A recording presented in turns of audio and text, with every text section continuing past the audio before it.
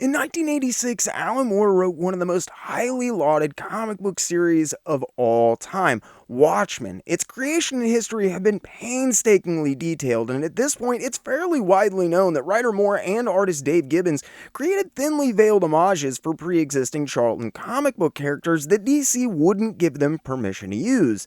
Few people, however, remember that the Charlton line of action hero characters, which Moore originally proposed to use, were largely conceived by two men: the legendary and enigmatic Steve Ditko, creator of Marvel's Spider-Man and Doctor Strange, and Dick Giordano, one of the most prolific and respected industry professionals to ever draw breath, and conversely known for his insane amount of work for DC. Even more esoteric is the fact that Ditko and Giordano drew direct inspiration for their Charlton characters from even earlier Golden Age creations. While unknown to most, Alan Moore eats esoteric for breakfast. An astute scholar of comics, to say the least, Moore was not only aware of these earlier incarnations of the Charlton characters, he actually often utilized these Golden Age Charlton counterparts for Watchmen's own characters, along with numerous other sources when he was forced to abandon the Charlton cast. In their stead, Moore created a universe of archetypes from a myriad of sources, and I've done my best to get to the bottom of all of them. Tonight, we're talking about the many unseen architects of Watchmen, truly one of the greatest stories never told, and a tasty tidbit of industry trivia I like to call Rorschach in Question: Steve Ditko, Charlton Comics, and the unseen architects of Watchmen. Remember, if you enjoy these videos, hit that like button. Think about sharing these videos with your friends. Get in the comment section below and let me know. And if you really enjoy what you see, make sure you Hulk smash that subscribe button. If you feel like you're in a position to help the channel grow, think about using the links in the description below to sign up for my Patreon page for tons of exclusive content. Tip the channel via Ko-Fi. Use the little join button to sign up for membership right here on YouTube, or pick up your very own JerkComic shirt like the one you see on the screen. But now, let's get into it.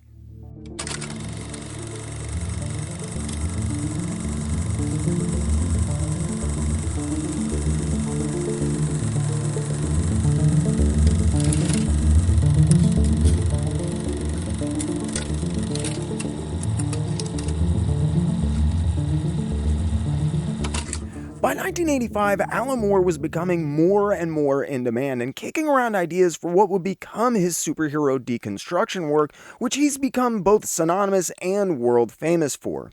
Despite the fact that Alan Moore's worked on any number of widely successful titles, one name stands out above all else on his resume: Watchmen. Though somewhat common knowledge today, there was an unused original pitch for what would become Watchmen, originally titled Who Killed Peacemaker. According to Alan Moore, it was basically the exact same story. That is, except for it was going to utilize a completely different cast of characters, namely the Charlton line of action heroes who DC Comics had recently acquired the rights to in 1985. It turns out, however, this story is infinitely more complex and interesting than that, and I'm excited to share the whole story with you here tonight. In reality, Moore drew on a plethora of influences to create his seminal work rather than the small lists you often see and hear repeated over and over again. Because Watchmen has been so well documented, after combing through decades of interviews and articles, I was able to uncover not only the numerous sources for the cast of characters from Watchmen, but a series of discarded and unused pitches for a host of different characters, universes, and publishers that I had no idea existed before. The way Moore tells it, after making his initial pitch, there was veritably no discussion about Watchmen. This is to say, DC was interested and wanted to publish the series, and that wasn't a discussion. Using the brand new Charlton characters they just shelled out money to acquire, well, that was a different story. After some back and forth, Moore did quickly manage to reach an agreement with DC on the Who Killed Peacemaker pitch, however. DC agreed to release the series and give Moore some much desired freedom to get a little darker and more, quote, realistic, putting superheroes into what he envisioned as a much more real world than any that had ever been attempted before. But Moore had to make one major concession. He wasn't allowed to use any of the recently purchased Charlton characters. characters, the characters he based his entire pitch and plot around. While DC, and more specifically and importantly Dick Giordano, the recently named vice president and managing editor of the company, liked the concept for Watchmen enough to publish it, they felt that using the Charlton characters in the story would likely render them completely unusable in regular DC continuity, or indeed publishing at all afterwards, without diminishing the power of Watchmen or doing irreparable harm to their statuses as heroes in general. According to Alan Moore, he was basically told to simply come up with his own characters. He conferred with Dave Gibbons. Together, they rather hastily assembled the cast of Watchmen based on loose adaptations of the unusable Charlton characters, and they were off to the races.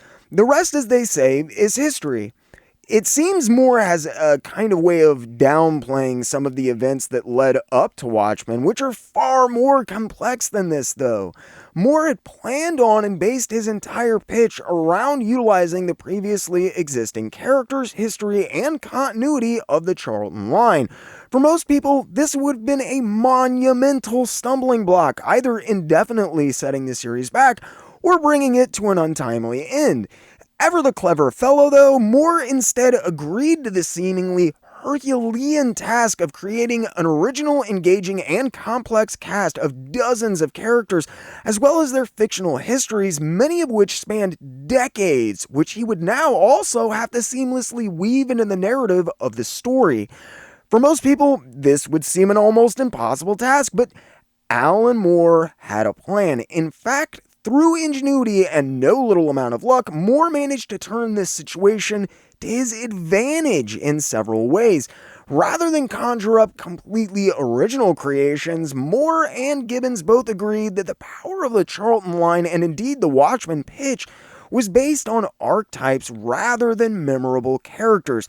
With this in mind, they took the Charlton characters and they tore them apart atom by atom, adding bits and pieces from all over the place until they arrived at the desired balance of recognition and originality. Ultimately, since he didn't have to even worry about previous continuity after losing the Charlton line, this allowed more freedom, and he was free to warp and shape the characters and world of Watchmen entirely as he saw fit, rather than be constrained by any pre-existing characters or constructs. And warp them he did. Alan Moore is an undeniably knowledgeable comic historian. While often perceived as jaded and cynical, Moore, at least at one point, had a deep and abiding love of the comics medium, as well as a frighteningly vast depth of knowledge about all facets of the industry that interested him. When unfamiliar with the character, often Moore would meticulously research their history, discovering the most obscure of minutiae from their wealth of back issues to mine for story fodder, twisting previously minor events into world-shattering revelations that radically redefined a great deal of the titles and characters that he worked on. While many don't realize it, Moore is as famous for reinterpreting characters as he is deconstructing them, often sourcing characters from any number of places, including fairy tales and even children's stories. Usually, though, Moore will explore the facets of any given subject from their history and accumulated lore by directly drawing from a singular source or concept, especially that of a particular story or character. Alan Moore took this concept an interesting step further when crafting his Charlton doppelgangers for Watchmen, however. Rather than one unified source, most of Watchmen characters are culled from a host of different sources. Without question, the Charlton characters were the jumping off point, but at one point, Moore and Gibbons decided that the archetypes that the Charlton line represented were far more important to portray than the usage of those actual characters. They reasoned that if there was enough of an inferred history and background that seemed vaguely familiar, the concept would still work. Despite not being allowed to use them, though, as I said, the Charlton characters did play an integral role in the creation and evolution of Watchmen as it leapt and bound from universe to universe, character to character.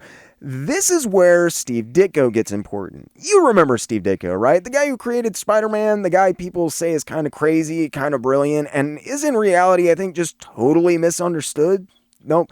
Well, if you want to learn more, make sure to check out the Spider-Man co-creation letter and the Great Marvel Art Heist episodes. Ditko's nephew called them, quote, essential viewing for fans of his uncle. So I'll make sure to stick links in the descriptions below if you're curious. The important thing to know here is, for all intents and purposes, the guy who created, plotted, and drew all of the seminal Amazing Spider-Man and Doctor Strange stories of the Silver Age disappeared from public view completely after leaving Marvel Comics in 1967. He stopped giving the few interviews that he ever did, and I use that word very loosely here, and even his once fairly prolific letters and written contributions to fanzines slowed to a crawl. Ditko stopped even allowing any further pictures of himself to be published or shared, as I understand it. The polar opposite of Stan Lee, Steve Ditko wanted his work to speak for itself and had little interest in fame or recognition. In fact, the man who created one of the most popular, enduring, and monetarily successful creations of the 20th century humbly walked the streets of New York for decades in near complete anonymity. No one knew what the guy looked like. He was an enigma wrapped in a puzzle, trapped in Schrodinger's box, if only because there's infuriatingly little concrete information about who he really was. What I can tell you for sure is that Steve Ditko was a man of inimitable morals and a frustratingly rigid while equally contemplative belief system. Though while his uncompromising beliefs may have provided him with happiness, they certainly did little to help his career. Perceived as a radical thinker among the comic community, Ditko quickly found himself both estranged from his fan base as well as the focus of a wide number of tales and exaggerations when it came to his objectivist beliefs and the espousal of his Randian politics. While nothing could be further from the truth, after he left Marvel and completely disappeared from the public eye, apart from his contributions to the then booming fanzine community at the time, many mainstream comics readers believed that he'd stopped working in comics altogether. In reality, Ditko was simply working for other companies, though admittedly they weren't quite up to Marvel's standard of quality in some cases. Okay, a lot of cases. After leaving Marvel to pursue work for other publishers in 1967, Steve Ditko found himself at what many historians believe was one of the artist's favorite periods, Charlton Comics. At Charlton, Ditko worked with Dick Giordano, who was a longtime friend and compatriot in arms. While obviously most associated with his Marvel work, Ditko had been contributing to the Charlton line of comics for decades by the time he walked out of the Marvel offices in 1967, refusing to tell anyone why after Stan Lee reportedly refused to see him.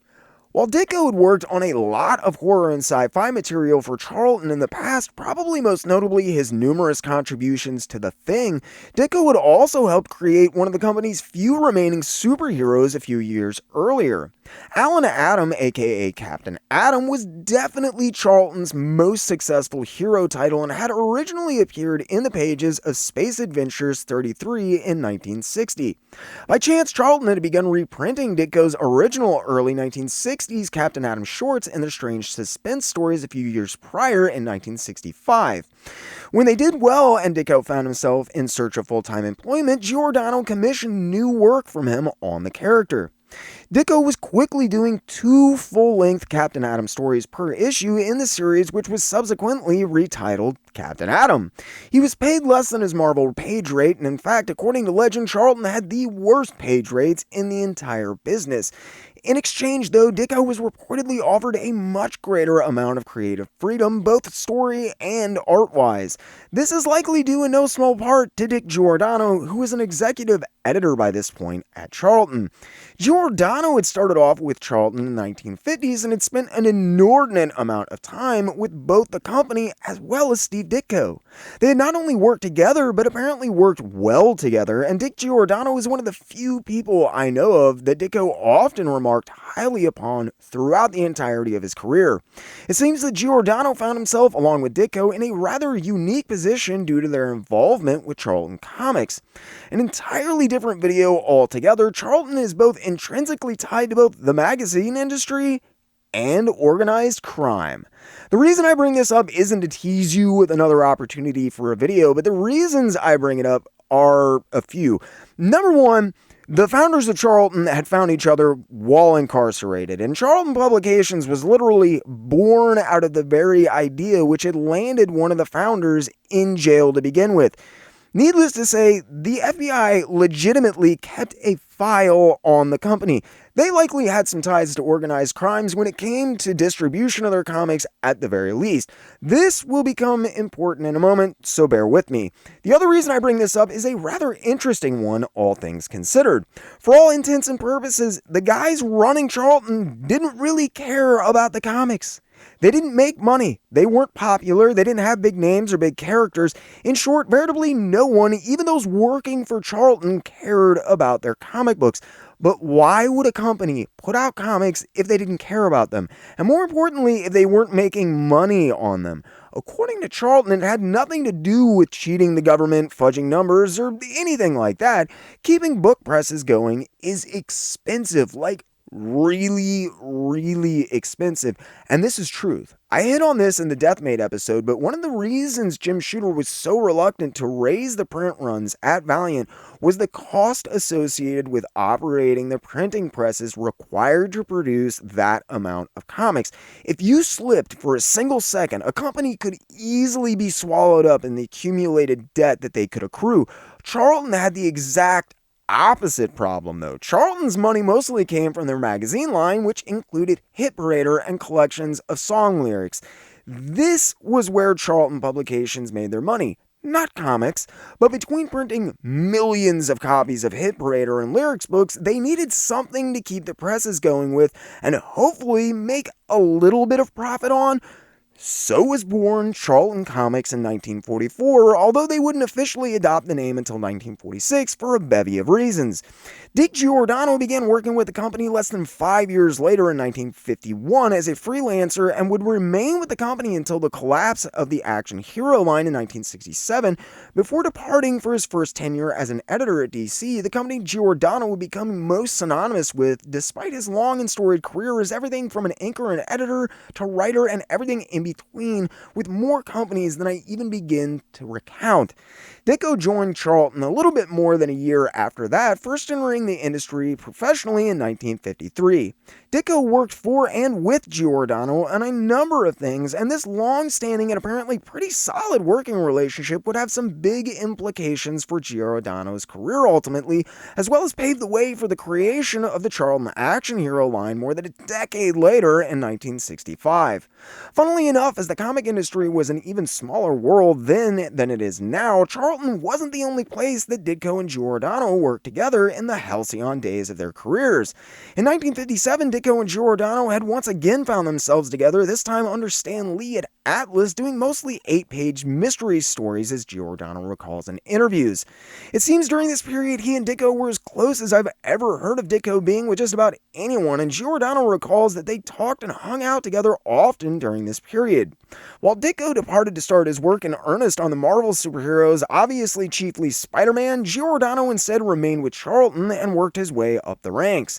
By 1965, he was named executive editor at Charlton, and his first order of business was to promptly create the Charlton Action Hero line. Relatively free from the prying eyes of publishers, and by all accounts basically left mostly alone to their own volition, Dick Giordano had big plans for the company, and using his new position, began to set things in motion. At this point, the stage was set. Ditko was free from Marvel, Giordano, an old companion, now his editor and boss, and with both men free from interference by a publisher who could really have cared less about the comics that they were making as long as they came in on budget and out on time. Giordano made a big push at Charlton with the creation of the Action Hero line, recruiting some other heavy hitters like Joe Orlando, as well as an extremely young Denny O'Neil and Jim Aparo to help round out his stable of writers and artists, as well as aid in crafting their own universe of heroes. With Ditko's help, and largely due in no small part to bringing someone with such a prestigious name on board, Charlton, or at least Giordano, desperately tried throughout 1967 to make the launch of their Action Hero line work. though it continually failed to garner fan or critic attention.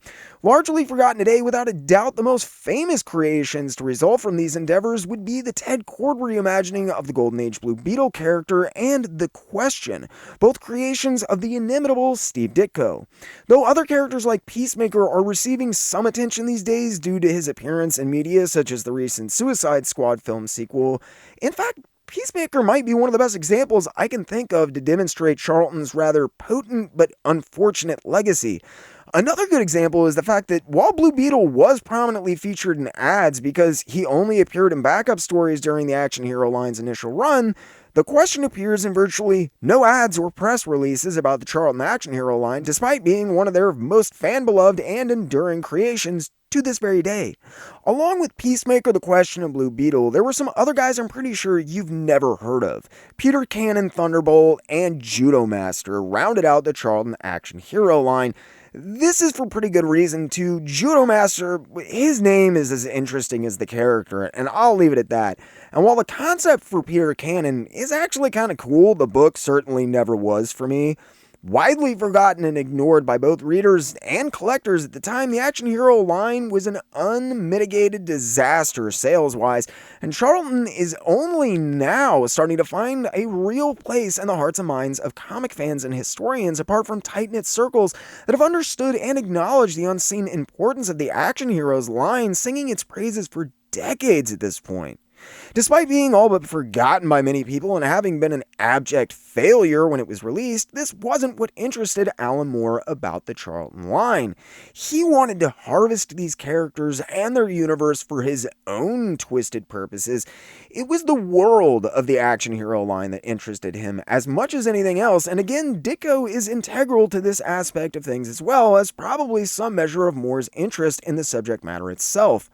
Ditko was nothing if not a thorough and thoughtful man when it came to his work, and his characters never existed in a nebulous void. They were always surrounded by these luscious but elusively vague worlds that Ditko would create. I couldn't begin to explain to you how the astral realm in Doctor Strange would even begin to be perceived, but it does feel like a world, and Ditko achieved this with a series of simple geometric shapes and designs. When given the opportunity to craft his own world populated by heroes, Ditko approached the task no less fastidiously than any other facet of his incredibly unique life. While I don't necessarily always understand, agree, or even like it when I do, Ditko always had a message when he created something larger he was trying to convey and get across with his work.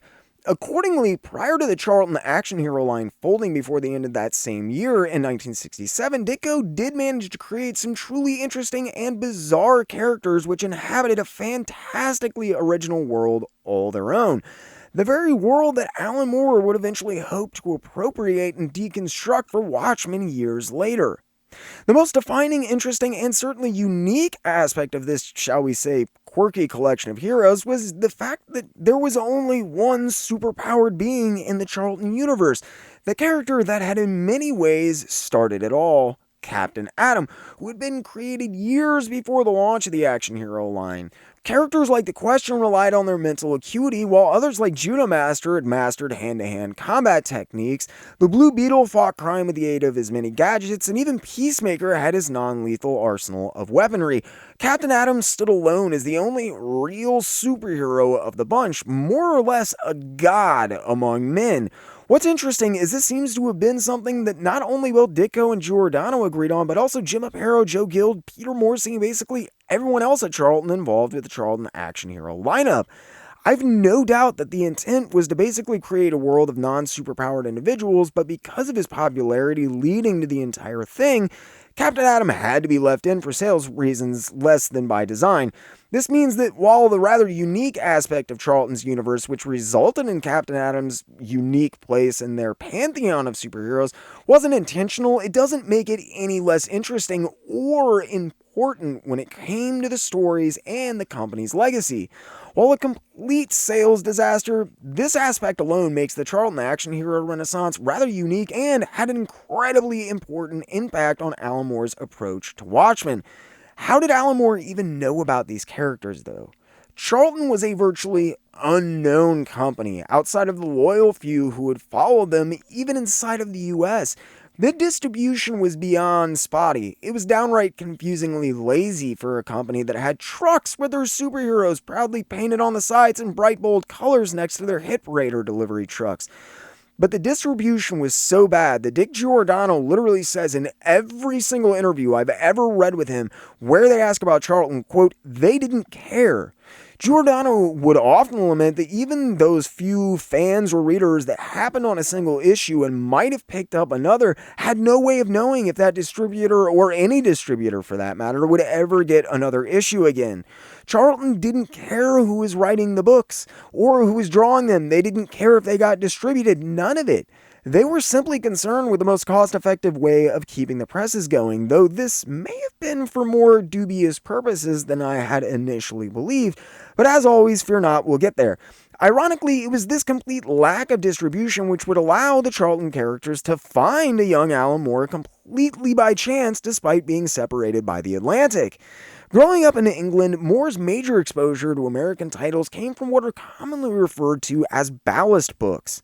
I'm not going to go on an hour-long explanation of comic book distribution during the 40s, 50s, and 60s here, but I will say it is absolutely fascinating.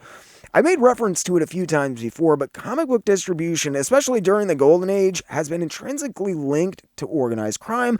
Again, not going to get into a whole thing about it here, but the important thing is that we all know organized crime isn't necessarily on the up and up when it comes to reporting their profits and earnings to anyone. While very few comic companies have been directly linked with organized crime, Charlton can definitely make claim to being one of those few, and in a big way. There was a guy who worked as a consultant for Charlton named Morris Levy. I don't want to get into the Charlton mob connection too deeply here, but Levy was no small-time guy. He had direct ties to the Genovese and other crime families, as well as personal dealings with several famous mobsters, including Johnny Bathbeach, Joe the Wop, and Swats Mulligan, according to his rather intimidatingly thick FBI file. This has given rise to a completely unconfirmed rumor, but a plausible and interesting one, which may explain much of Charlton's rather cavalier attitude towards their comics and those same comics' absolutely bizarre distribution. It's well known that Charlton didn't care about their comics and simply used them as a way to keep the presses going. What's interesting and fairly unique in Charlton's case, though, is that they owned every part of the production when it came to creating and printing their books. They owned the studios that wrote and drew them, the engravers that made the plates, the color separators, the printers that ran off the pages, the paper company that made the paper. They were completely self-sufficient. This means it would have been very easy for them to get involved with the mob for a host of rather unsavory reasons. Owning everything themselves from top to bottom, back when pornography was still a highly illegal racket, Charlton would have proved an ideal partner for such an endeavor. Both the founders of the company were, shall we say, morally flexible, obviously interested in the bottom line, and looking for a lucrative way to keep their presses running. This may be the real explanation for the recklessness with which Charlton treated their comic book publishing department.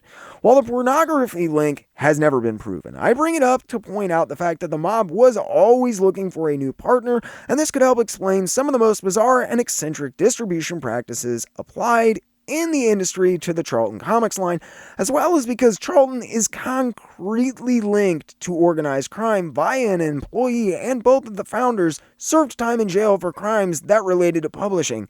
So while totally unproven and absolute conjecture, it is an interesting theory which I thought worth mentioning. During the golden age of comics, when the medium still relied solely on the newsstand, comic returns were completely different than they are now. They were much easier and forgiving on the retailers, and given the backdoor industries that popped up around these return comics, maybe even a little too forgiving sometimes. Instead of shipping comic books back to the publisher, which was much more costly, shops were asked to either simply tear off half or all of a comic's cover and send that into a company as proof that the comic had been destroyed.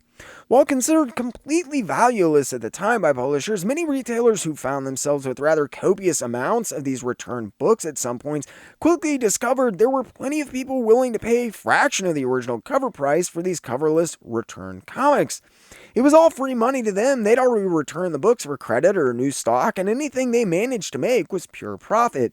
These were usually smaller operations, though. While definitely profitable, even when comics were at their height, selling millions of copies a month, This racket never proved to be profitable enough that I know of many major operations that existed, and certainly no activities large enough to attract the attention of anyone like the mob or law enforcement, to the best of my knowledge. But what happened to the overstock you had to print in case of damages? And when books were returned by local vendors, what happened to them? Well, let me tell you, this is where the story gets really interesting. These thousands and thousands of already printed comics, which held essentially no value at the time past their listed cover date in anyone's eyes, instead actually became a liability once they were returned or were left in the warehouse, especially if organized crime was involved and there might be prying eyes watching. It's believed that many distributors were not reporting accurate print runs so that they could pocket the extra cash and not have to report the profits. When books didn't sell or they were returned, however, this became problematic. If you reported selling 50,000 copies of Action Comics, but you have 300,000 return copies in a warehouse, it isn't going to take a rocket scientist to figure out something is going on. To take care of this problem, they came up with a somewhat ingenious way of disposing of the evidence. They were sold to boat yards as ballast weights for ships. This held a twofold purpose of making sure that the books disappeared overseas and were never seen again, and it managed to recoup at least a small amount of the printing costs for the books, which again were seen to have no value at this stage. Don't worry, I'm not going to devolve into a science lesson about water and how boats work, but in case you're not familiar, because trust me, I'd heard the word but had no clue what it was, a ballast on a boat is basically a heavy weight placed in the center of a ship's cargo hold. The ballast is used to centralize the weight that pulls the ship down in the water, helping to better steady the boat. They're usually contained in what are called ballast tanks, which are below water level in a boat. While they're sealed off, this means that water and all manner of junk gets into the ballast tanks, and whatever is inside of them is constantly under water level for however long the vessel is afloat for. If this doesn't sound like terrible enough conditions for comic books, ballast weights are often shifted or completely disposed of during travel. This means that at any point, once they were loaded into this dark, wet tank in the bottom of a boat, ballast weights could literally be thrown overboard in the middle of the ocean at any given point during a trip. These days, ballasts are usually large metal weights, but back in the days just following World War II especially, people took what they could get. Metal wasn't always easy or cheap to come by. Apparently, though, comics were. If you've ever wondered how all those old Marvel and DC books made it over to the overseas market but still had the cents price on them, considering there are pence variants of many of those same books, this is the answer. Books were being essentially unknowingly smuggled overseas by sailors who were using technically illegal overstock comic books in many cases as a cheap alternative to traditional ballast weights to help their ships sail better. It gets better. Originally, when these boats would reach their destination, they would just dump the comics and other unwanted or unneeded ballast weights into the ocean or on nearby docks. Over time, as people, especially kids, were seen collecting these comics and reading and sharing them with their friends, an entire subsection of essentially illegally imported American comics were sold in open markets on or around these dockyards, where comics were regularly used as ballast weights and boats were dumping them. Guys would sit and wait for these boats to come over and dump these ballast comics and then snatch them up and sell them to kids and parents as cheap gifts. Such was the case for Alan Moore. As a child, he'd been sick and asked his mother to buy him a Blackhawk comic. She'd enlisted the help of Moore's aunt to help him track down an issue, but neither had a knowledge of comics, and given only a vague description by Moore as a child, his aunt headed for one of the local open markets that had sprung up around ballast books in search of the aforementioned issue. On accident, she, however, brought back a copy of Fantastic Four, most likely issue 3 from what Moore can recall. The comic had a dramatic effect on the young Moore, who ravenously sought out these new Marvel books following the experience. Had it not been for ballast books, Moore may not have been introduced to many Marvel titles for years. It goes to show you how much people over there relied on ballast comics to get a hold of American books that didn't have distribution yet, as well as a good idea of the wide array of publishers and titles that one might find at one of these open market ballast bookshops. Ballast books were the only way Moore had access to several of his favorite titles, and it was through one of these chance purchases of random books in an open market that led to his initial discovery of the Charlton line of books as well. In his original plot pitch that he sent to Dick Giordano, Moore noted that he had difficulty getting the Charlton line with any sort of regularity and was only ever really interested in Steve Ditko's work for the company anyway. While completely diametric when it comes to their politics and worldviews, and despite finding objectivism as well as the Randian philosophical diatribes delivered in Blue Beetle, quote, laughable, Moore is quick to note that he did respect the fact Ditko was at least trying to say something with his work. In the few interviews I could find where he actually discusses the Charlton connection, Moore also noted that at one point, after collecting issues for a while, he'd been fond enough of Ditko's Charlton material to have it bound into a single volume.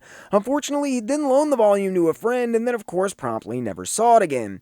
This had been the entirety of his interaction with the Charlton line, so 20 plus years later, when trying to work on the outline of Who Killed Peacemaker, Moore had enough memory of those books to make rough approximations, but definitely didn't have anywhere near the photographic memory of the line's history that one might imagine. This meant, while not as bound to any preconceived notions about the world of the Charlton characters, Moore instead had to invent much more of the story and history than would be imagined when using pre-existing characters. If building an entire world and continuity-based story like Watchmen around figures and events of which you have little or no clue of sounds daunting or perhaps even a bit brash, as always, Moore had a reason. It's true, the original written plot for Who Killed Peacemaker didn't change an extreme amount when being transformed in what we would come to know of as Watchmen. However, while obviously due in no small part to the genius of both Moore and Gibbons, this is also probably in large part because Who Killed Peacemaker wasn't the first pitch. As a child, Moore had a dream. A universe of superheroes, all written by one singular, unifying person who told all the stories. In Moore's mind, this would thereby eliminate nearly any problems to be had with shifting tones or continuity, and the freedom and possibilities it would allow would be almost inconceivable, allowing characters and stories to seamlessly weave in and out of each other through innumerable characters and titles.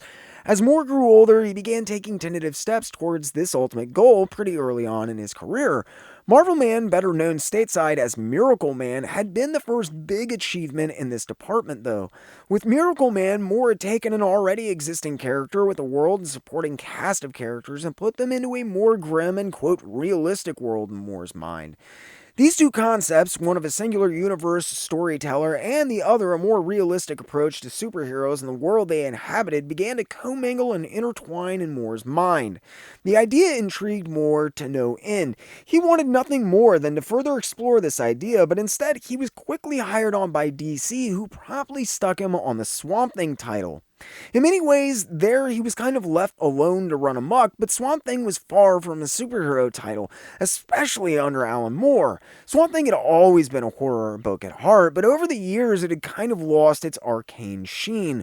While he may have been longing to further explore the traditional superhero in a setting that was anything but, Moore set to work on Alec Holland, transforming him from a man that thought he was a plant into a plant that believed he was a man. Twisting and radically redefining DC's own muck monster, Alan Moore permanently altered the Swamp Thing character during his stint on the title. Widely regarded as some of the best American comic book writing in history, Moore has said in interviews he felt super rushed. Working on the title had been difficult, and he said he had to learn how to do American comics on the fly in a hurry. The pace had been breakneck for him on Swamp Thing, and he'd longed for more time to think out the story and work on the issues when doing the title. When he finally left Swamp Thing, Moore started pitching his next idea, which was meant to be a slower, more contemplative approach to things, involving a much larger cast of characters, but a much simpler idea. Alan Moore's big idea for his follow-up to his legendary and critically acclaimed run on Swamp Thing was seriously underwhelming. It was going to be a whodunit murder mystery. To be fair, I guess it's a little more interesting than that, as Moore reasoned that a simple murder mystery would be the most effective way to reveal this entire universe he was going to create and introduce all these characters and their settings. When he set out to pitch the idea, though, he was far from dead set on the Charlton characters. In fact, the story was originally centered around another line of ballast books that Moore had discovered by chance as a child, the MLJ Archie Heroes universe. Originally, the Shield was going to be found dead floating in the harbor, and the other members of the Mighty Crusaders and their world would be introduced bit by bit as they tried to figure out who had murdered him. To be clear, it wasn't that Moore was inordinately fond of the MLJ characters or anything. His main interest in the MLJ universe was that they were a pre-existing set of characters with origins and a backstory who inhabited a world that he could toy with. Even this was secondary to the most important aspect of Moore's interest in the MLJ line, though. This being, no one was publishing them, and no one had published them in years. Since no one was using them and it didn't seem anyone had any plans for them either, this meant that he could literally get away with bloody murder, all pun intended. Again, I'm not going to get into a huge rant about it because the Mighty Crusaders and MLJ don't factor inordinately heavily into the narrative of the story that Moore eventually did use. But the Mighty Crusaders were created in the wake of the immense popularity of Justice League and the Avengers in the 1960s and brought together several of MLJ's biggest heroes in one title. Initially appearing in The Fly, who was at the time being called Flyman, the team consisted of Flyman, Flygirl, insert in living color joke here, the Black Hood, the Comet, and the Shield. While these characters had all but completely disappeared following the superhero implosion in the 40s, it was by a stroke of luck they had been revived for a brief 7-issue series in the mid-60s, written by Superman co-creator Jerry Siegel. As well by chance, this is precisely when Alan Moore would have been ravenously devouring whatever ballast books he could get his hands on. I don't think he ever got so far as actually writing a proposal for the MLJ Mighty Crusaders version of the story, which actually turns out to be a pretty good thing for Moore. By complete happenstance, the Mighty Crusaders were actually rebooted under the Red Circle imprint at DC in 1983 after a few setbacks following some contract disputes taking those characters off the table as well. This means the new series would have been in the works almost precisely when Alan Moore would have been making the pitch. Undeterred though, Moore made a play at 2 other licenses that he saw nebulously floating around: Martian Manhunter and the Challengers of the Unknown. I don't think a lot of people remember what was going on with Martian Manhunter at this point, and I know no one understands it because it was crazy. He had appeared sporadically at best following 1968 when DC finally relented and let Superman become a full-fledged member of the Justice League. With essentially identical powers in a lot of ways, Martian Manhunter had become redundant and was whittled out of the book not so slowly. He'd finally been rescued from Earth by his own people, he left and founded New Mars, but Martian Manhunter would still occasionally show up from time to ask for help with fights on New Mars or get the Justice League out of a tight spot. It was a strange time for the character. However, Martian Manhunter was also being developed when Moore made this pitch and would permanently be reintroduced to the DCU proper only a few months later in the pages of Justice League in 1984. Moore has said that there was also plans for the Challengers of the Unknown, making them off-bounds as well, though I can say with certainty nothing became of that. The next major thing you would see the Challengers pop up in was the absolutely incredible Jeff Loeb, Tim Sale collaboration, also sometimes referred to as the Challengers of the Unknown Must Die, years later in 1991. Regardless, by this point, the story had gone through at least 3 separate incarnations, all of which had required their own unique set of changes and offered equally unique challenges when adapting the story. Nearing the end of his list, running out of ideas for suitable candidates, this is when Alan Moore heard DC had acquired the Charlton Heroes for a song and a prayer. Seriously, DC bought the entire stable of Charlton characters for $30,000 and some royalty payment agreements in 1983. DC had gotten the characters for virtually nothing, but aside from the small royalty checks they had to cut, there was one major caveat. DC had no clue what to do with them once they had them. Considering how long we spent talking about the complete dumpster wreck that was the Charlton action hero line, one might be wondering why in the heck DC would spend a dime, let alone $30,000 on characters that had lasted less than a year, and none of which had gotten out more than 10 issues of their respective titles. Well, remember how I mentioned Dick Giordano had gotten a job with DC? Well, that happened to be with Steve Ditko's recommendation, and I'll give you one guess where he was working when DC bought the Charlton stable of characters. That's right, boils and ghouls. By this time, Giordano had left DC with Neil Adams for continuity in 1971, left continuity shortly after, been brought back to DC as an artist on several titles, including Wonder Woman, Batman, and Action Comics, done some work for Marvel, mostly on their black and white magazine line, as well as a Superman vs. the Amazing Spider-Man special, then was brought back to DC, editorial by Jeanette Kahn once again, this time as a Batman editor in 1980, before being promptly promoted to managing editor a year later in 1981, and then finally being recently promoted to the position he would hold for a decade at DC in 1983, executive editor and vice president. Having created the Charlton action hero line along with the man who had gotten him in the door at DC to begin with, given his new position, while I wasn't able to find any interviews where he explicitly states as such, it's not hard to imagine how DC ended up with the Charlton action hero lines. Honestly though, they'd been acquired cheap enough, it didn't really matter either. Even if they were just integrated into DC continuity proper and used to pad out team books, the Charlton characters could have easily recouped their money, but while basically all of the other Charlton characters were second-tier creations in one way or another, Captain Atom and Blue Beetle especially presented strong sales potentials in some people's eyes. DC didn't know what they wanted to do with them, but they knew they wanted to do something with them. Given the fact that the story had already undergone several permutations, and having caught wind that DC had recently acquired the Charlton line for next to nothing but had no clue what to do with them, more quickly swapped out the Archie MLJ universe once again, this time for the Charlton action hero universe. While it's true that little would change between who killed Peacemaker and the Watchmen, this was not the case for the proposed MLJ series. Despite very little else about the story changing, the Charlton characters have been constructed in such a way as to make it very clear Captain Atom was the only one of them with actual superpowers. He was drastically different from other Charlton characters, and this fact made the Charlton world itself slightly different. Moore would quickly find himself intrigued by the concept. How would the world react to the first superpowered being? How would laws change? What would happen when other mass vigilantes eventually showed up? What about the effects on law enforcement, global politics? What about nuclear armament and disarmament? It was infinitely fascinating, and Moore found himself exponentially expanding the concept from its rather humble roots as a whodunit murder mystery to including the essential building blocks on which his seminal superhero deconstruction work of Watchmen would be based upon. With a recollection as clear as a man can have of a series he only read sporadic issues of as a child that lasted a very finite amount of time and then quickly disappeared from his life, there wasn't an inordinate amount of source material to work with to begin with.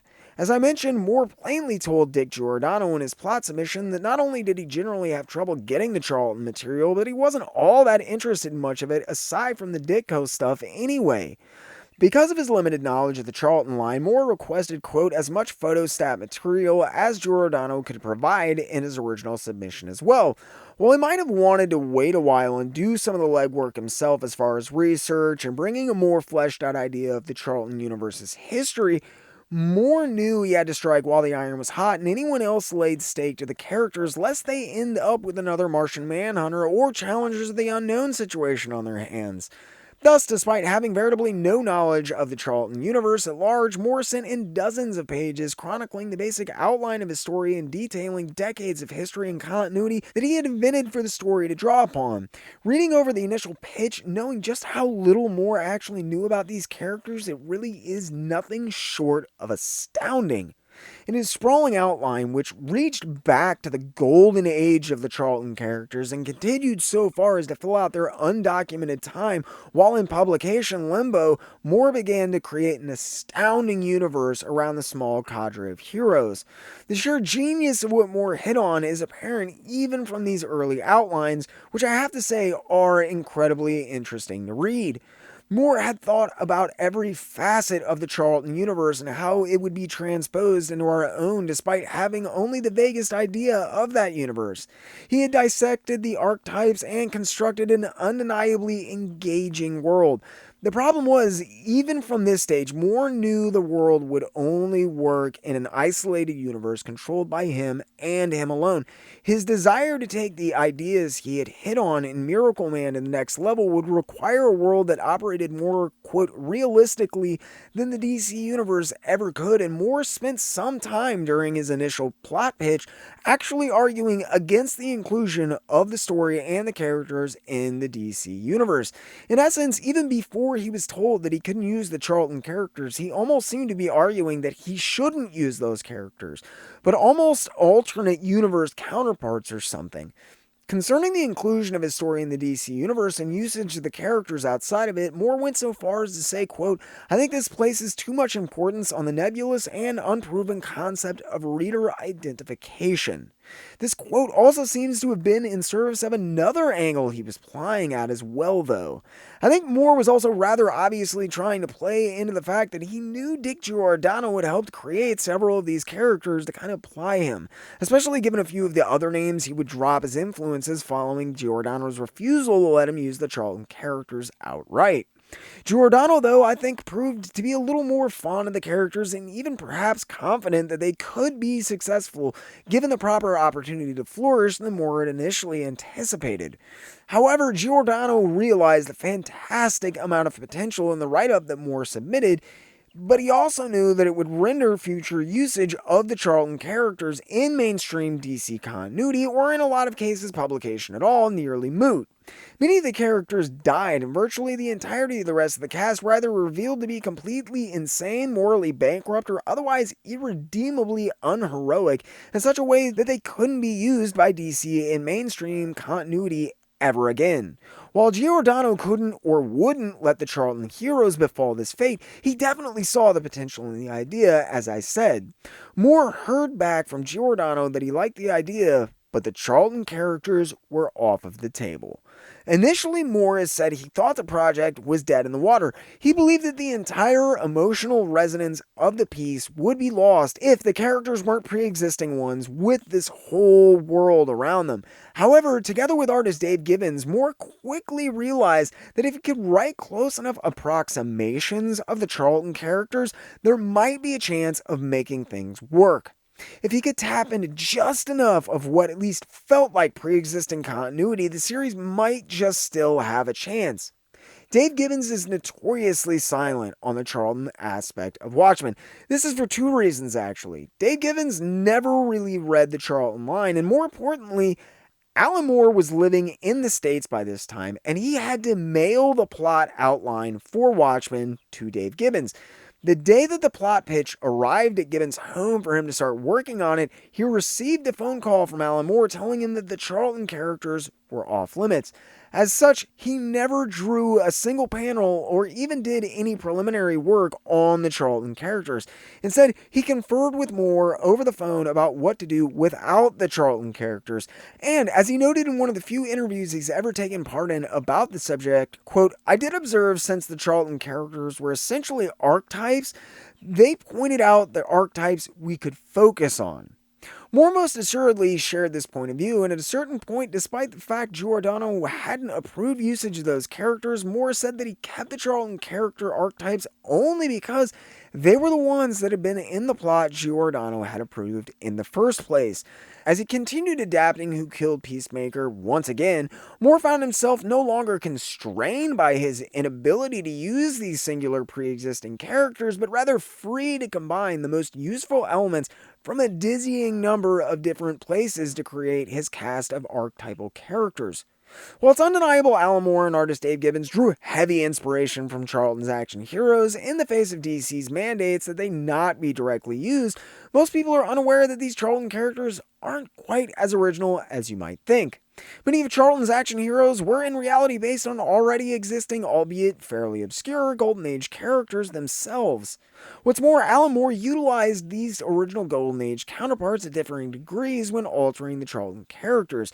In fact, many of the glaring differences between the Watchmen reimaginings of their original Charlton counterparts, which at first glance seem almost irreconcilable, can actually be easily explained by Alan Moore's integration of ideas and concepts from these other various Golden Age characters which Ditko, Giordano, Gill, and the rest of the Charlton team had themselves often drawn inspiration from. Who are these forgotten Golden Age and other characters that I keep talking about? Well, to best answer that question, let's do a rundown of the cast of characters that ended up in Watchmen, and we'll do a kind of blow by blow of what characters they were pieced together from as we go. Some are nearly unrecognizable next to their Charlton counterparts, while others share more than just a passing resemblance, to say the least. One good example of the latter is Ozymandias. Despite being titled Who Killed Peacemaker, Ozymandias was definitely Alan Moore's favorite and is basically the only Charlton character which Moore remarks favorably upon apart from Ditko's work for the company. Because of this, while the story of Watchmen became intrinsically linked with the revelations that Moore realized while integrating the Captain Adam character into his original murder mystery, most of the central cast received major overhauls following Giordano's mandate that the Charlton characters not be used. Yet Ozymandias is virtually unchanged from his Charlton counterpart. According to Watchmen, Ozymandias has no actual superhuman powers or abilities. While obviously slightly exaggerated, according to the story, Adrian Veidt isn't supposed to be a superhuman, so much as a person who's achieved the absolute pinnacle of human physical and mental potential. Because he's so much smarter and stronger and faster than those around him, Ozymandias appears to be almost superhuman, but he's not. He instead possesses a vast knowledge of psychology, philosophy, history, and is trained in a battery of military tactics, as well as being a master of innumerable hand-to-hand combat techniques and martial arts. Charlton's Peter Cannon Thunderbolt was the orphan son of an American medical team who died helping a village in the Himalayas that was being ravaged by disease. While helping to care for the village, they eventually fell victim to the sickness as well, succumbing to it and leaving Peter an orphan in a strange land.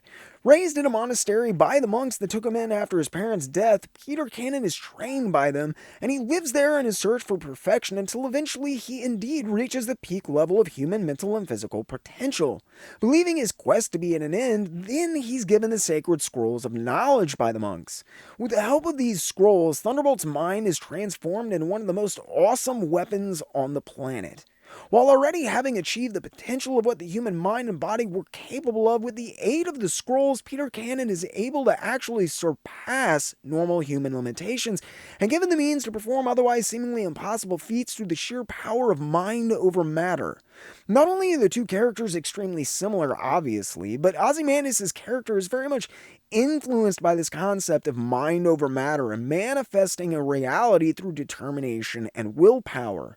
While Thunderbolt doesn't technically have superpowers, he is capable of seemingly superhuman feats by pushing both his mind and body beyond what we perceive of as normal human limitations, like, say, dodging a bullet or catching a butcher knife being thrown at him from point-blank range. While never given any scrolls and certainly not raised in a monastery, Adrian Veidt is directly linked and I would say more than inspired by his Charlton half, Peter Cannon Thunderbolt. Veidt is perhaps the only character from the Who Killed Peacemaker plot outline that didn't undergo massive changes for a few reasons, not the least of which I would wager is the fact that he is the only Charlton character also who I found Moore seemed genuinely interested in. He generally kind of glazes over and pounces on opportunities to talk about Steve Ditko when discussing the Charlton characters in large part, but Peter Cannon Thunderbolt is a rare exception. Moore said that while it wasn't always the greatest comic out there, the art was usually passable and the concept did genuinely interest him.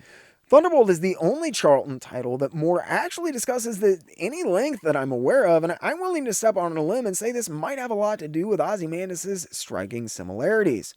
A bonus fact, while Moore didn't draw inspiration from anywhere else, it is also probably worth noting when the creator of Peter Cannon Thunderbolt, Peter Morrissey, couldn't secure the rights to the original 1940s Lev Gleason Daredevil character, he has said that he simply created Thunderbolt as a kind of Daredevil knockoff. While Morrissey states Thunderbolt is just his version of Gleason's original 1940s Daredevil, they actually share very little in common. Fundamentally, Peter Cannon Thunderbolt is a strange character and an even weirder superhero, while Gleason's Daredevil was a much more traditional superhero in many ways. And honestly, they're not very interrelated aside from the fact that Morrissey says Thunderbolt is just his version of Daredevil.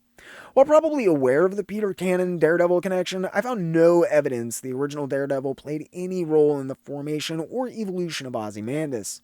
Not only did the two characters share very little in common, but much of what Moore seems to have keyed in on and taken an interest in with the Charlton characters were their rather unique qualities and bizarre quirks when it came to established superhero norms, though Moore would lean into these qualities sparingly and always with a larger contextual intent. So, while some characters like Ozymandias obviously owe the better part of their existence to Charlton, other characters are quite the opposite. Dr. Manhattan's Charlton counterpart, for example, is Alan Adam, aka Captain Atom. Created in 1960 by Steve Ditko, Charlton's Captain Atom works with the military, even sometimes receiving orders from the president at times, mostly to help carry out missions and defend the Earth from alien invasions and other catastrophic calamities. A technician on a series of top-secret experiments gone wrong, Alan Adam gained his superpowers after being trapped in a rocket ship that accidentally launched into space and was bombarded with radiation. Somehow, when the shuttle exploded, rather than being blown apart, Adam gained the ability to safely reform his body on the ground. This, and obviously his other powers, were later revealed to be a direct result of his exposure to the unknown radiation of unknown origins that he encountered in space. Because his powers were radiation-based, they even designed a special chute to shield the people around him from any harmful energy that he might be emitting. Sounds pretty dead on, right? Well, yes and no. Interestingly, Jerry Robinson's Atom Man from 1946 provided several of the other essential building blocks that would become Dr. Manhattan and was in fact the direct inspiration for Ditko's Captain Atom as well. Jerry Robinson's Atom Man was a scientist working on top-secret experiments dealing with radioactivity, which, as always, rather than kill him, somehow granted him superpowers. While Captain Atom and Atom Man share more than a little in common, the big difference is Atom Man was an extremely smart scientist working on a military base on top-secret experiments for the government. Surprisingly, Atom Man is not mentioned in Moore's notes when he was writing new versions of the Charlton characters, nor could I find mention of him in any interviews. However, this may be because he shares an inordinate amount in common with another character that is mentioned, Nucleus. Nucleus was created for Del Gold Key by Joe Gill and fellow Charlton alumni Sal Trapani in 1965 and is virtually identical to Atom Man for all intents and purposes outside of his appearance. What's super funny is that Dick Giordano actually worked on Nucleus himself as well, although he went uncredited on the series at the time. It's possible that Moore was unaware of the Atom Man connection, but what seems more likely to me is that Moore knew of both characters and chose to name drop Nucleus instead of Atom Man because Giordano had worked on the character, though that is purely conjecture on my part. As for the final piece of the puzzle that would become Dr. Manhattan, Moore also notes, quote, Dr. Spectrum, Man of the Atom, as a major influence in his revised plot notes. I think he's actually referring to Dr. Solar, Man of the Atom, the Gold Key character from 1962, and not the analogous Green Lantern member from Marvel's Squadron Supreme, Dr. Spectrum. While much of what would go on to make Dr. Manhattan so unique and interesting as a character was Moore's inclusion of quantum theory and physics rather than just radioactivity, a big part of that was what was basically appeared to be alchemy to the untrained eye. Dr. Manhattan is able to convert any form of matter into another form simply by rearranging its atomic makeup. Solar wasn't able to do this with other objects, but perhaps his strongest power was his ability to transform his body into any form of nuclear energy. Also of note regarding Solar, while he was given a costume later, he didn't actually wear one for the first 5 issues of his series. Eventually, I think Del Gold Key kind of put their foot down about that, and they turned his skin green when he's using his powers and gave Solar his recognizable red jumpsuit with the radiation symbol on the chest in the 6th issue. While he might be last on Moore's list of influences, the inclusion of the ideas and powers in a sort from Solar were probably pretty important. You have to remember, while he had gone into Watchmen with the purpose of taking longer and working on the finer details of things after the rushed, haphazard approach he was forced to take on Swamp Thing, Once Giordano approved the Peacemaker plot but nixed the Charlton characters, things were moving very fast for Alan Moore once again. He was having to rework every single one of his major characters and tailor the story to fit these new characters, as well as fitting that history into the story narrative.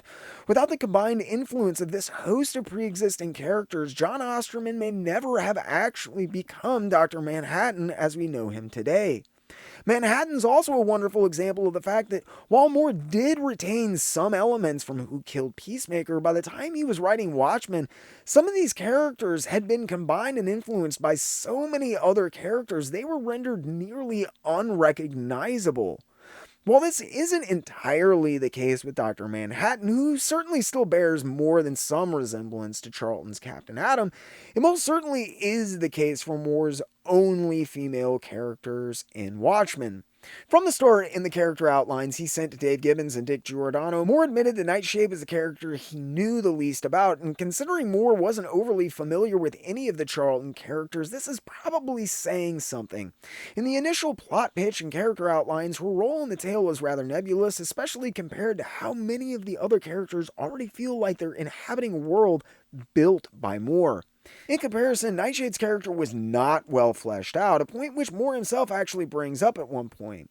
Being as she was the character he was the most unfamiliar with, and given the fact that he decided to nix superpowers for any character aside from Dr. Manhattan, given the Nightshade had a myriad of abilities, including turning into shadows, Alan Moore seems to have taken the greatest liberties when transitioning her character from the Charlton universe to his own newly created archetypal one, with one major exception that we'll hit on later. She had been Captain Atom's love interest as well as an on-again, off-again sidekick. While the second Silk Spectre, Laurie Jupiter, did retain the love interest angle, being Dr. Manhattan's on-again, off-again lover, aside from this, Nightshade's origin and personality share little in common with either version of Silk Spectre.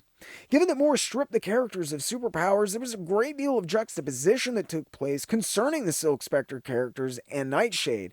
Both Sally and Laurie rely on their sharply honed acrobatic as well as hand-to-hand fighting abilities and their wits, not superpowers like Nightshade.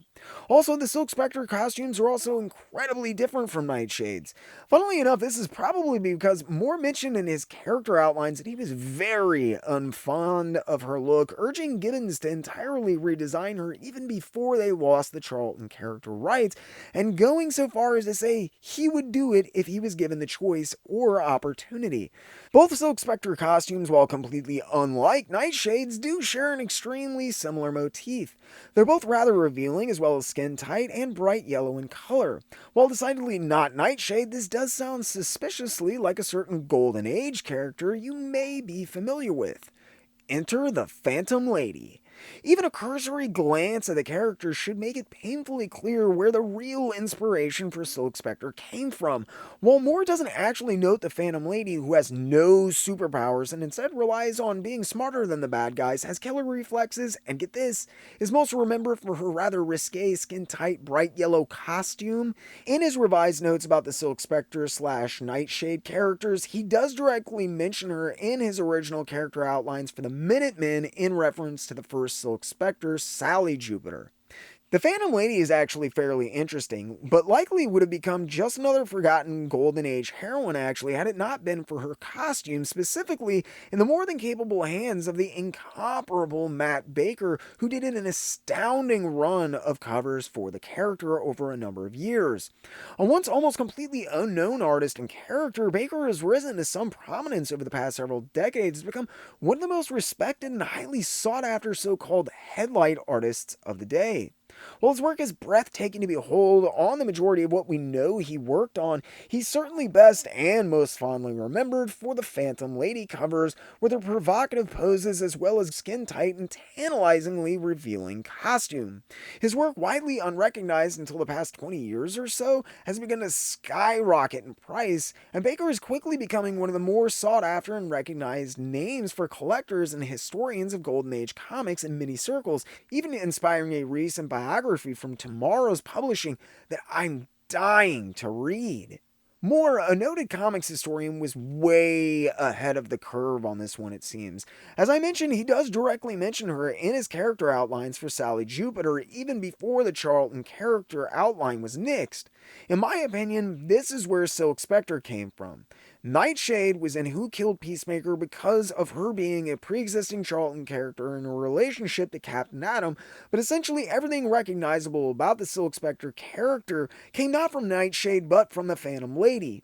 It's even highly likely that Matt Baker's rather famously risque covers likely provided the inspiration for some of the integral and highly sexualized aspects of the Silk Spectre character, specifically stuff like the Tijuana Bibles, which Moore mentions directly following the Phantom Lady reference in the character outlines.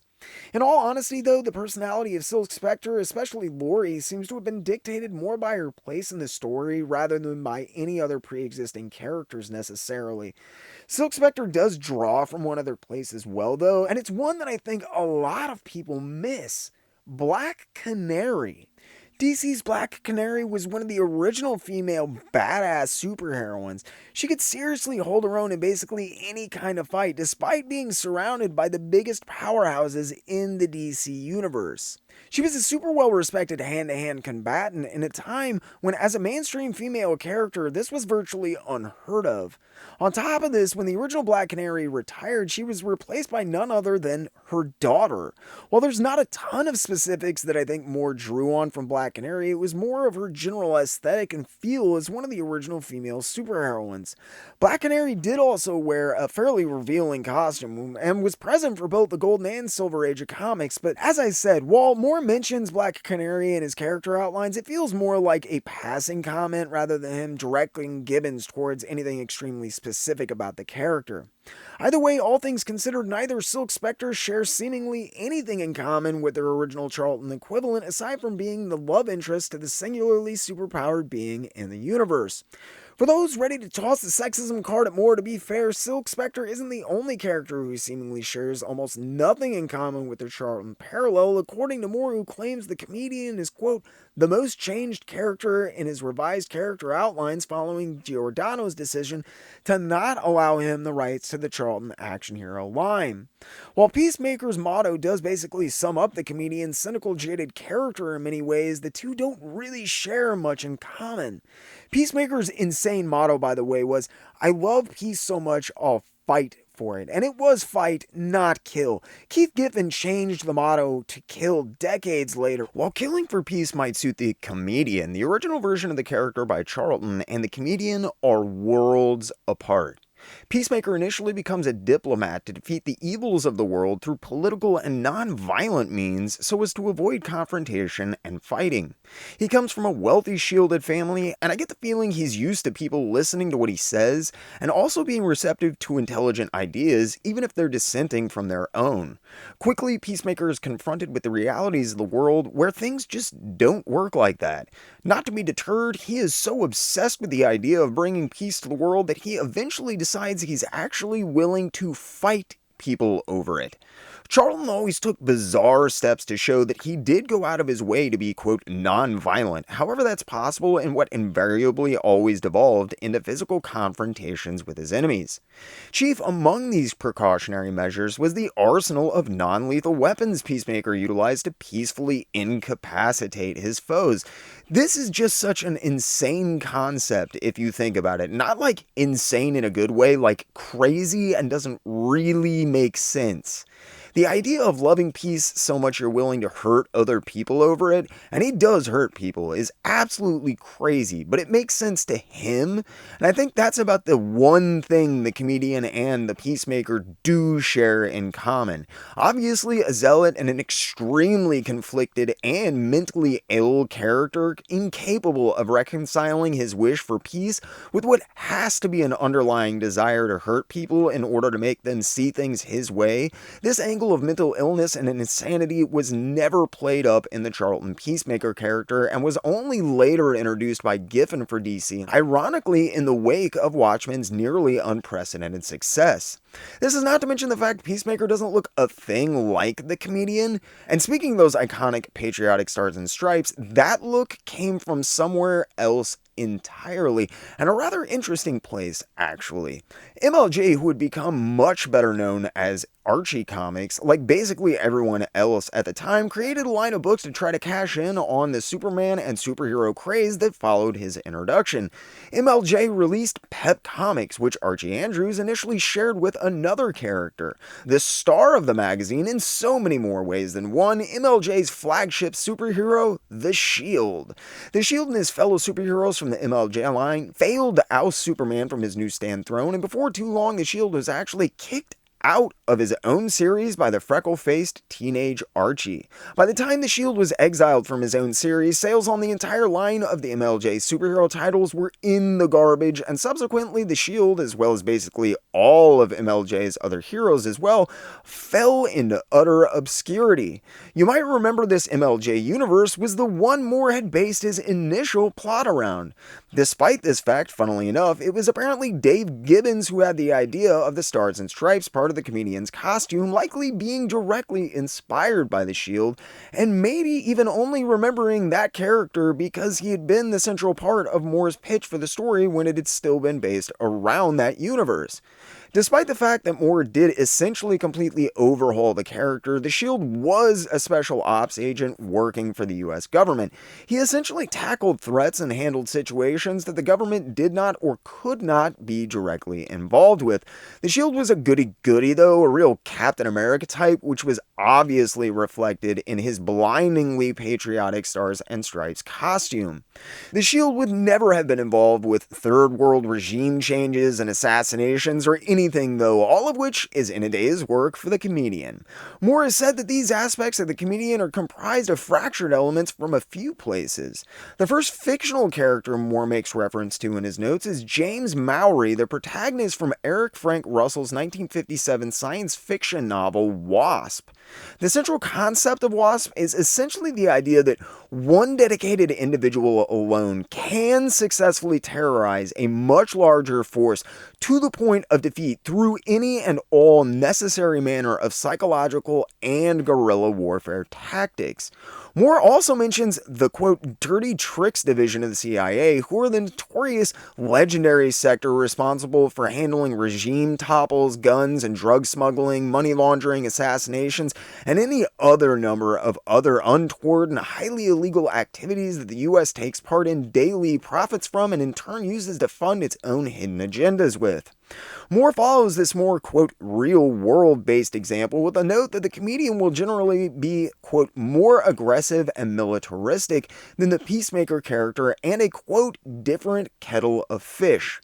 Strangely enough, while Moore provides a detailed list of characters that people like Dr. Manhattan are drawn from in his character outlines, he also makes it quite clear that none of them apart from Night Owl should resemble any sort of traditional superhero. The comedian is the only other noted exception to this rule, with Moore going so far as to point out the fact that while he dies after a few pages, he should leave such an impact as a heroic figure that it would legitimize Rorschach's interest in closing the case and explain why he held the comedian in such high regards as dark secrets come to light. In a later interview, Moore also noted that they likely integrated some of the, quote, standard Captain America type and some aspects of Nick Fury. Aside from Dr. Manhattan, the comedian seems to draw on the largest and most varied amount of aspects from other places. Really though, the comedian is more of an original creation in a lot of regards than he is an actual amalgamation of other characters, like most of the other archetypal cast of Watchmen are. However, people don't always get the full picture. It wasn't until years after initially reading Watchmen when I became slightly more versed in some of the Golden Age characters I wasn't necessarily super interested in growing up that I noticed while Hollis Mason, the original Night Owl, is obviously the Dan Garrett Golden Age Blue Beetle, which predated Charlton's Ditko-helmed Ted Kord reboot, myself and many other fans have also noted his similarity to the Golden Age Phantom as well. When you look at the Dan Garrett version of Blue Beetle, at least once he lost the little frock thing, this version of the Blue Beetle is almost interchangeable with the Golden Age Phantom. The only major distinction, I think, is the crest on Blue Beetle's head, and Gibbons seems to have drawn on this slight helmet flourish to create the small, understated, pointed protrusions from Mason's costume, obviously designed to look like an Owl.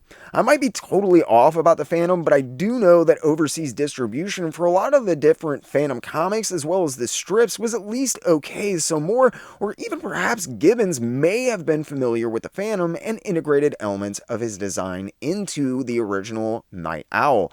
However, I don't have any direct quotation about this assertion up, and it's more of an observation on my part. Considering how much they drew from numerous sources to create the archetypal and seemingly familiar cast for Watchmen, it's not a huge stretch though.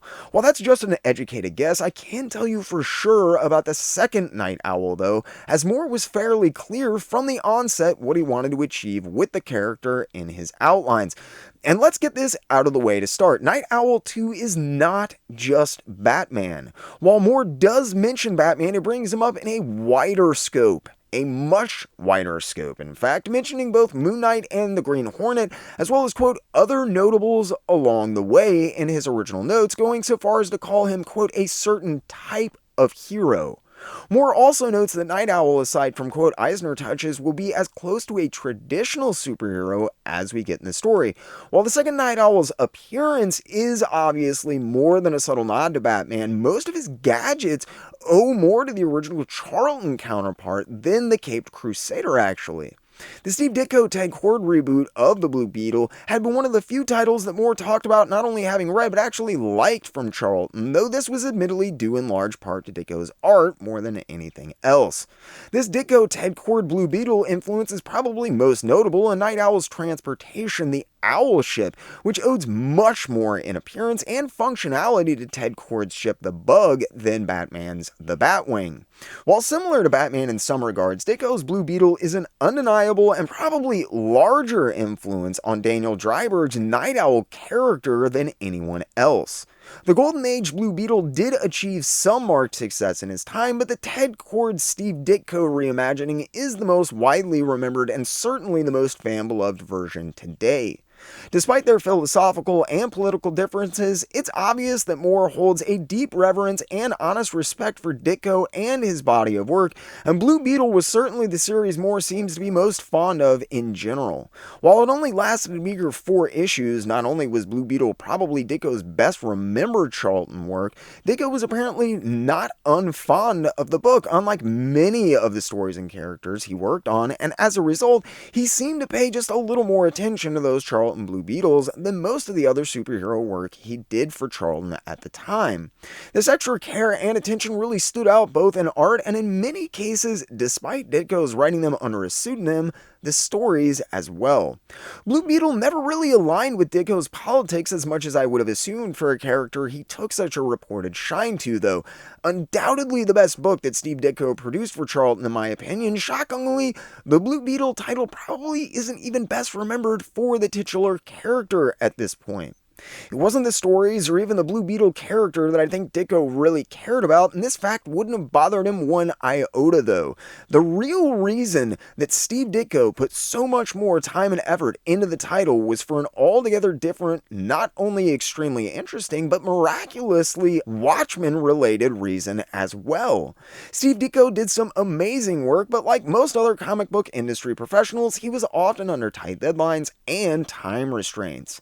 As a result, he was pressed for both time and ideas on a pretty regular basis. According to legend, this happened to be the case when it came time to turn in the first issue of his Blue Beetle reboot for Charlton. He was up against a deadline and he needed a backup feature to complete the page count for the premiere issue of Blue Beetle's relaunch.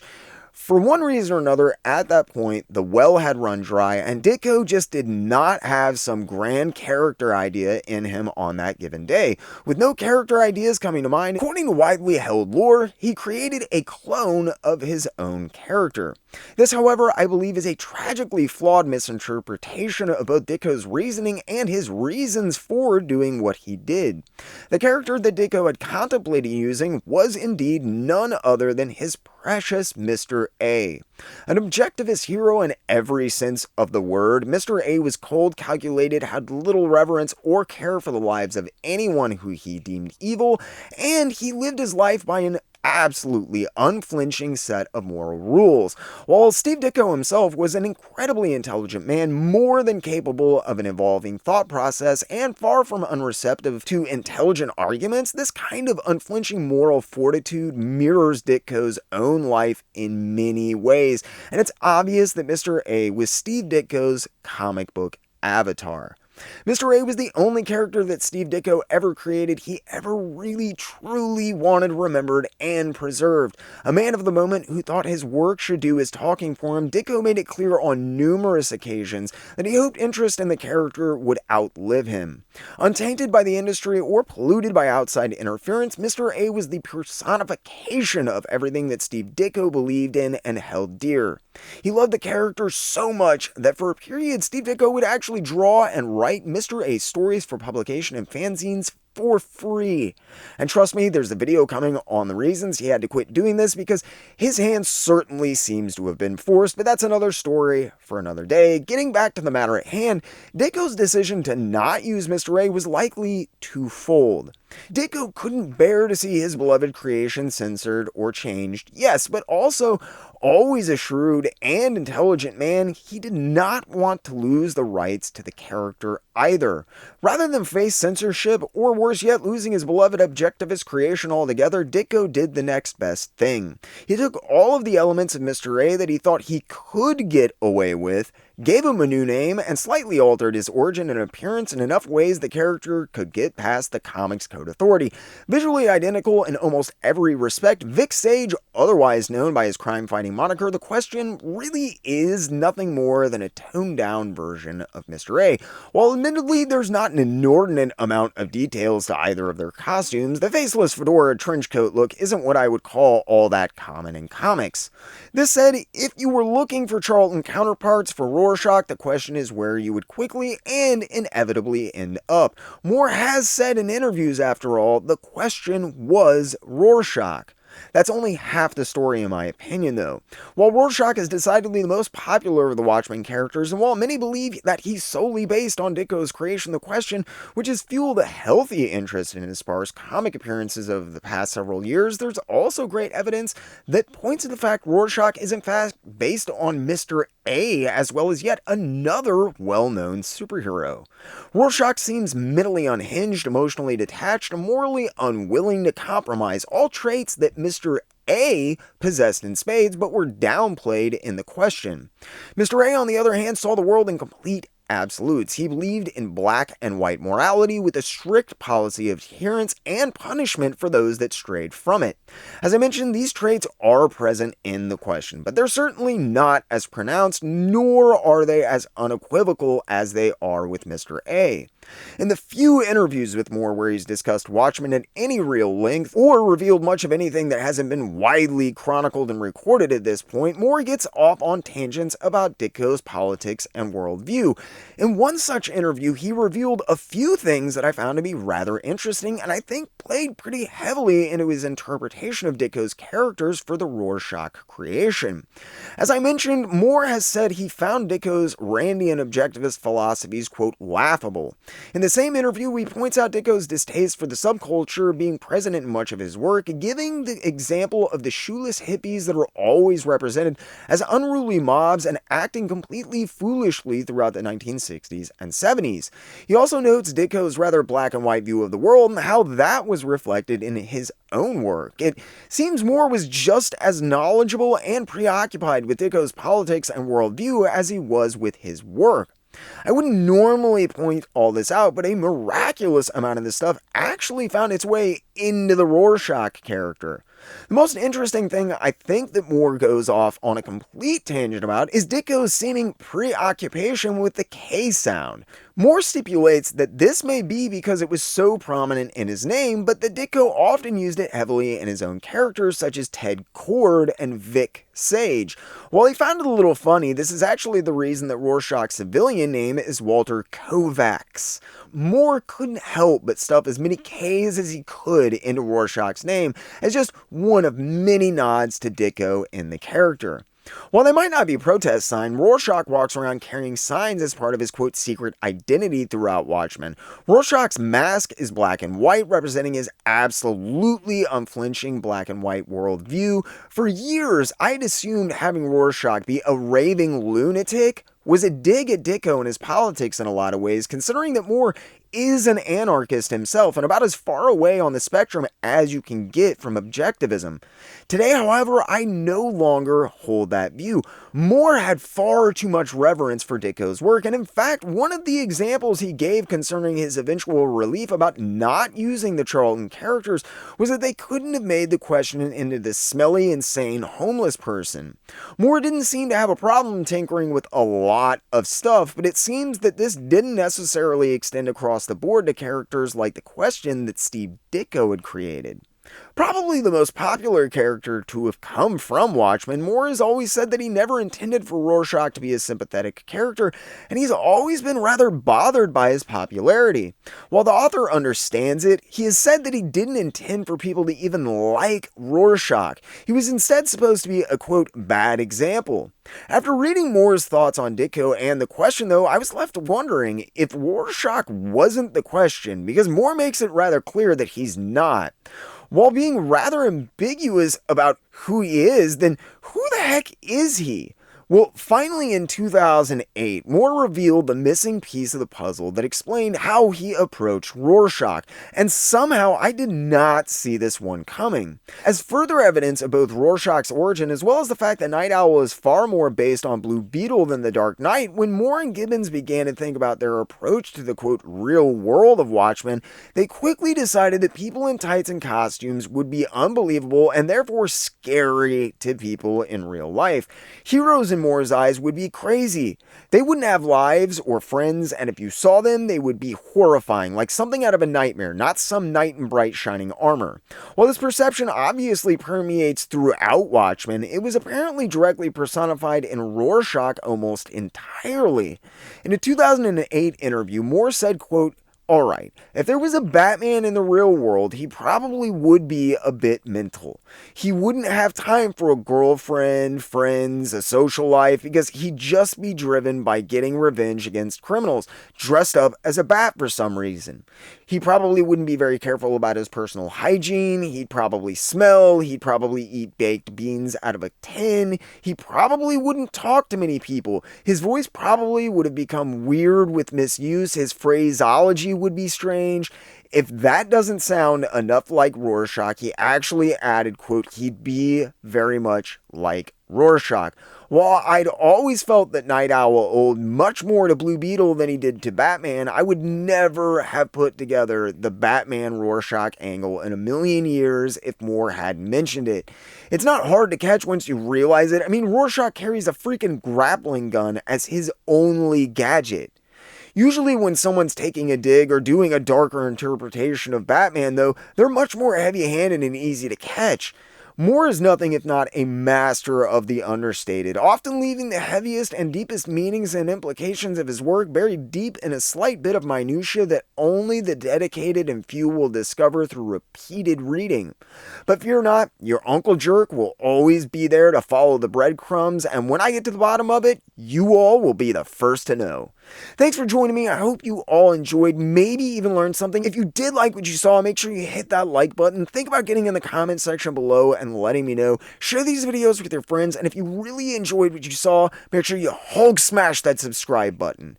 If you do that, make sure you ding the little notification bell so you never miss another video or premiere again. If you feel like you're in a position to help the channel grow, think about using the links in the description below to sign up for my Patreon page.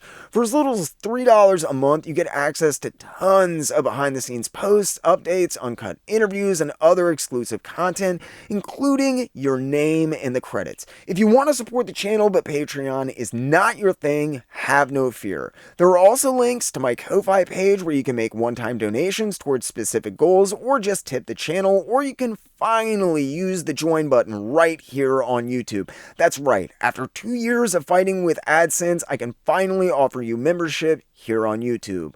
All you have to do is hit that little join button to make sure you check out the different tiers for the perks that fit you best. If that's not enough, there's also links to an Amazon list that you can use to donate research material for future episodes, as well as equipment that the channel needs, and you can even pick up your very own JerkComic shirts like the ones you see on the screen right now, as well as tons of other merch using the links in the description below. As always, this episode was brought to you by the Jerk Broadcasting System, as well as generous grants from the patrons, Ko-Fi, and YouTube members you see on the screen now. I'd also like to personally thank my loyal Wednesday Warriors, Adam Coburn, Channel 10, Mike Dolan, Super Chasen, David Arroyo, John Utley, Luke Anderson, and Mike Dolan again.